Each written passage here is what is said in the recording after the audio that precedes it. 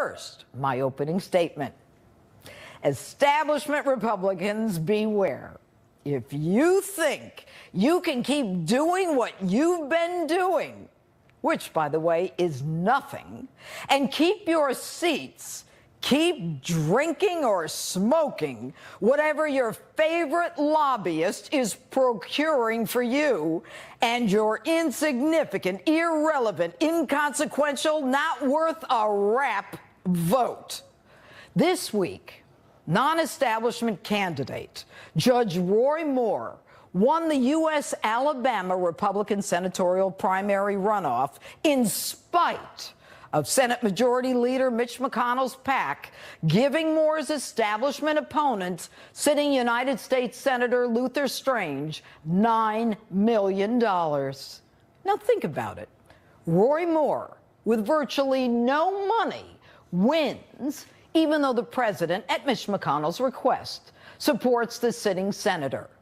Now that move makes sense given he needs Big Luther, who's sitting till December, for his health care and tax reform vote. So why did Moore win? Why? Because the base decided that Moore has Donald Trump's back and Luther has McConnell's back. Because Moore is more like Trump. This was an anti-McConnell referendum. Moore's a horseback riding cowboy who knows how to handle a weapon, a constitutional Christian conservative who twice chose to lose his job rather than compromise his principles, the kind of man who simply cannot be bought. And for decades, the establishment has been giving it to the American people. Last week, Alabama Republicans gave a big one back to the establishment, and it portends yet another upcoming insurrection, not only in the next race between Judge Moore and his Democratic challenger this December, but in the 2018 midterm elections. Strap in, folks. It's gonna be a bumpy ride. Now, Mitch, we gave you establishment bozos, the House and the Senate, along with the Oval, and you're still unable to repeal Obamacare, even the skinny repeal.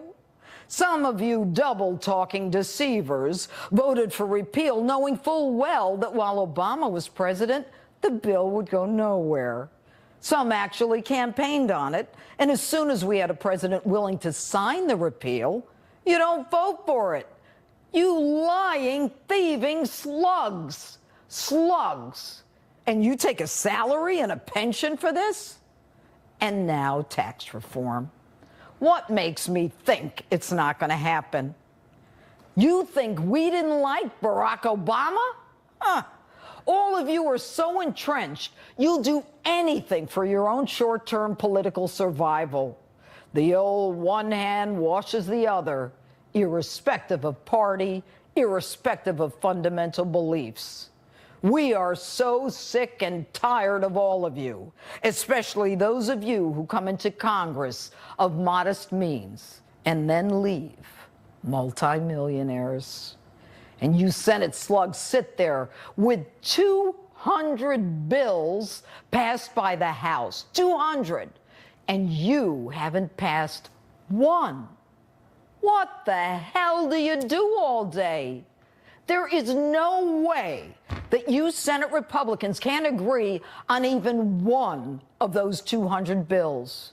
You're either too busy drinking or smoking, or you hate our outsider president, the one that we brought in to drain your swamp so much that you're willing to let the Democrats win in 2018. But I got news for you. The American people, like those in Alabama, are ready for you. And it's not about money. It didn't take money for Judge Roy Moore to win. It was all about the new populist movement in America.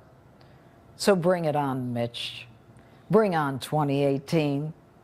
And Dean Heller of Nevada, Jeff Flake of Arizona, we are gunning for your seats. And this spring, you're going to see a slate of insurgent primary candidates before the congressional general election cut through the establishment McConnell candidates like a sieve through grass. And it won't be about money.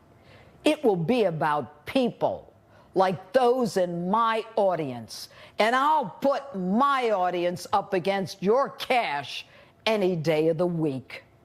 So, Mitch, unless you can ride like Roy and shoot like a cowboy, you and your establishment lazy, blood-sucking, money-hungry croners who do nothing for the hard-working, forgotten men and women of America are in for the ride of your lives.